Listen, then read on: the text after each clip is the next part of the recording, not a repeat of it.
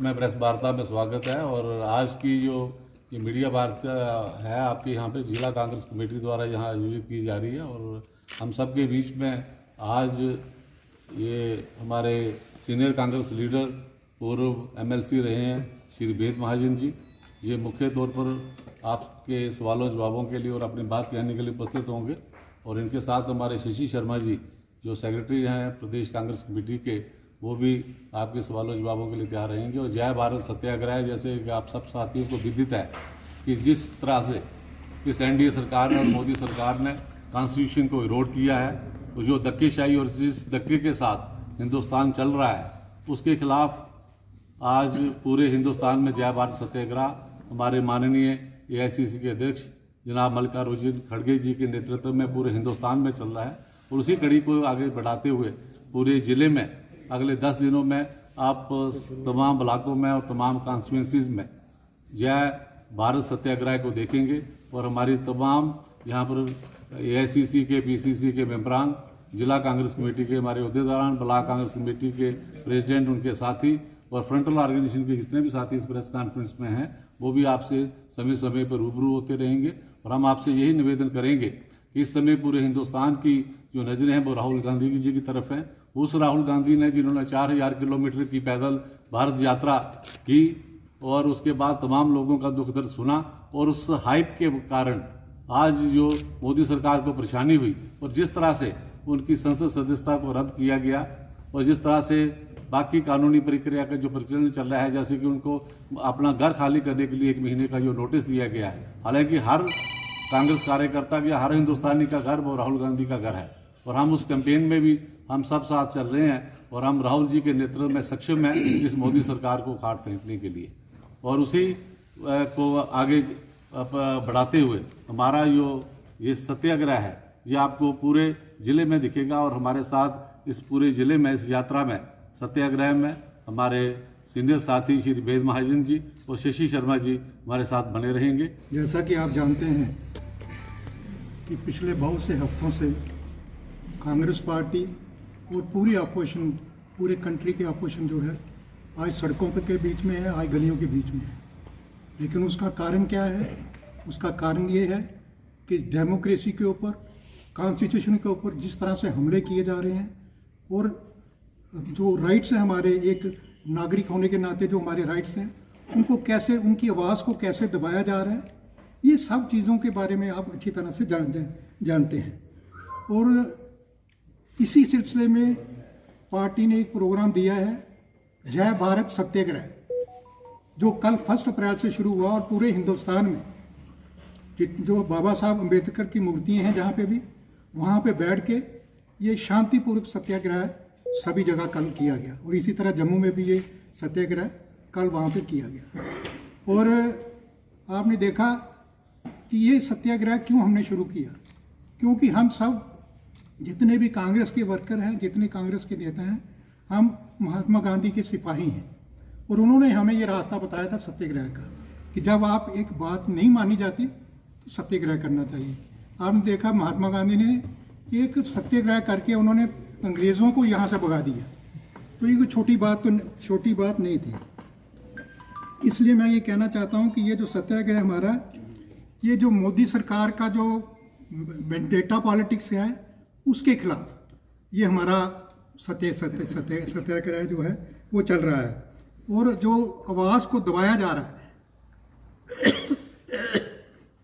जैसा कि आपने देखा, हमारे लीडर ने कर्नाटका में एक स्टेटमेंट दिया और उस स्टेटमेंट में उन्होंने कहा कि ये जो जितने भी ये 4-5 नाम उन्होंने गिनाए, ललित मोदी वगैरह, नीरज मोदी और जितने भी ये 4-5 उनका ये चोर जो हैं, इनका नाम मोदी क्यों है? सिर्फ उन्होंने ये कहा, उन्होंने कोई प्राइम मिनिस्टर का नाम नहीं लिया उसमें, ना ही किसी को हमारे ओबीसी के खिलाफ जो ये एक प्रचार शुरू किया जा रहा है, ऐसी उनकी कोई मंशा नहीं थी। लेकिन उसी के खिलाफ इस आवाज़ को दबाने के लिए उन्होंने पार्लियामेंट में, मतलब राहुल गांधी को रोकने के लिए, जब राहुल गांधी ये बात कहते थे कि मोदी और अडानी में क्या रिश्ता है ये बताया जाए, और ये जो 20,000 करोड़ रुपया वहाँ पे लगा है वो किसका है। तो ये बात पूछने के लिए जब उन्होंने पार्लियामेंट में बोला तो उसका जवाब प्राइम मिनिस्टर को देना है, क्योंकि प्राइम मिनिस्टर अब उसका जवाब नहीं देना चाहते, इसलिए उन्होंने एक रास्ता बनाया, एक रास्ता चुना, एक ऐसा रास्ता चुना कि जिससे राहुल गांधी की सदस्यता, आपने देखा वो 1 महीने में ही केस शुरू हो गया और उसका फैसला भी उन्होंने कर दिया कि कितनी बड़ी साजिश मतलब उन्होंने की। और फैसला जो किया कि 2 साल की सजा, देखो इसमें आप देखो कितनी बड़ी बात है कि हिस्ट्री में पहली बार हुआ है कि किसी लीडर को इस मामले में मतलब 2 साल की सजा हुई हो। और आपके लिए मैं एक बात और कहना चाहता हूं कि अगर ये 2 साल से 1 दिन भी सजा कम होती तो वो निलंबित नहीं होते, वो डिस्क्वालीफाई नहीं होते पार्लियामेंट से। आप इसी से अंदाजा करिए कि ये कितनी बड़ी साजिश है। मेरे कहने का भाव है कि अगर 2 साल से 1 दिन भी कम होता तो ये वो डिस्क्वालीफाई नहीं हो सकते थे। पहले वहां से डिस्क्वालीफाई किया और 48 घंटे के अंदर अंदर उनको बंगला छोड़ने के लिए बोला गया। जबकि आप ये जानते हैं कि ये वो परिवार है जिसने करोड़ों रुपए की संपत्ति जो है वो देश के नाम दी उन्होंने इलाहाबाद में, तो उनको कोई इस चीज़ की नहीं है। लेकिन उन्होंने भी आपने देखा कि किस तरह उन्होंने कहा कि जब उनको नोटिस आया उन्होंने कहा ठीक है कोई बात नहीं, मैं बंगला खाली करूँगा, इस पर वो टस से मस नहीं हो रहे।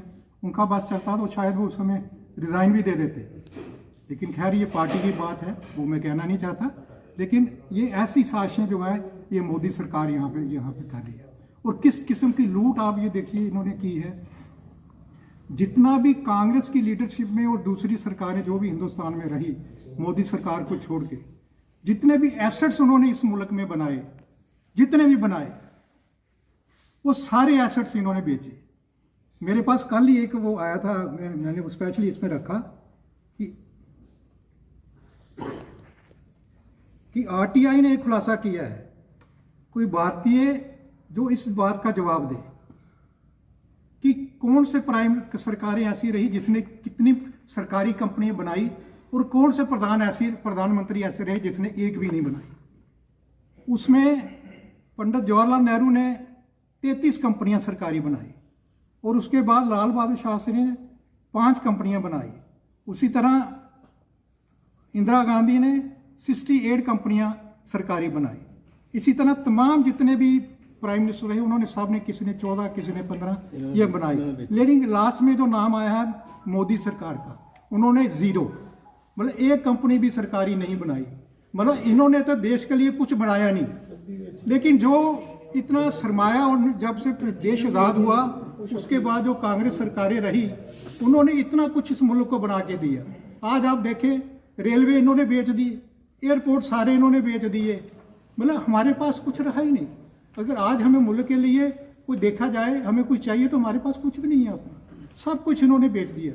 और बेचा भी किसको? सारा कुछ उन्होंने, आप हेलो और उन्होंने सारा ये जो बोझा वो इसने अडानी साहब को बेच दिया। मतलब हमारा ये सीधा ये है कि क्या रिश्ता है मोदी और अडानी के बीच में, ये बताया जाए।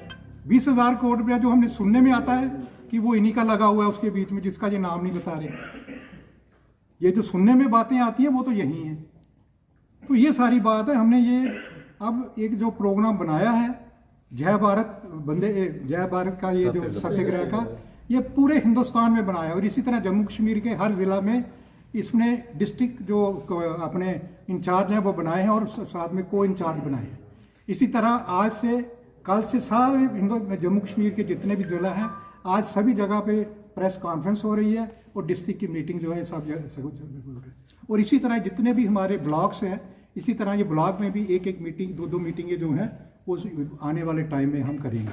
सर बताएंगे सत्याग्रह को आगे किस तरह से जारी रखा जाएगा, आखिर किया किस तरह से जाएगा पूरे कार्यक्रम को? क्या शांति प्रदर्शन किए जाएंगे या लोगों को जागरूक किया जाएगा इन सरकार की नीतियों के खिलाफ? ये लड़ाई कांग्रेस अपने लिए नहीं लड़ रही, ना ही हम ये लड़ाई राहुल गांधी के लिए लड़ रहे हैं।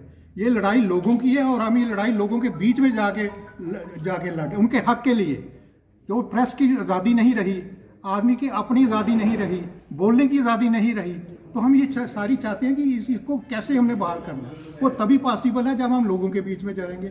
लेकिन जैसा मैंने कहा ये सत्याग्रह है, हमारा पीसफुल हमने ये सत्याग्रह करना। हमारा कोई भी ऐसी बात नहीं है कि हमने कोई लाठी उठानी है, पत्थर मारने हैं, वो हमारा मकसद नहीं है।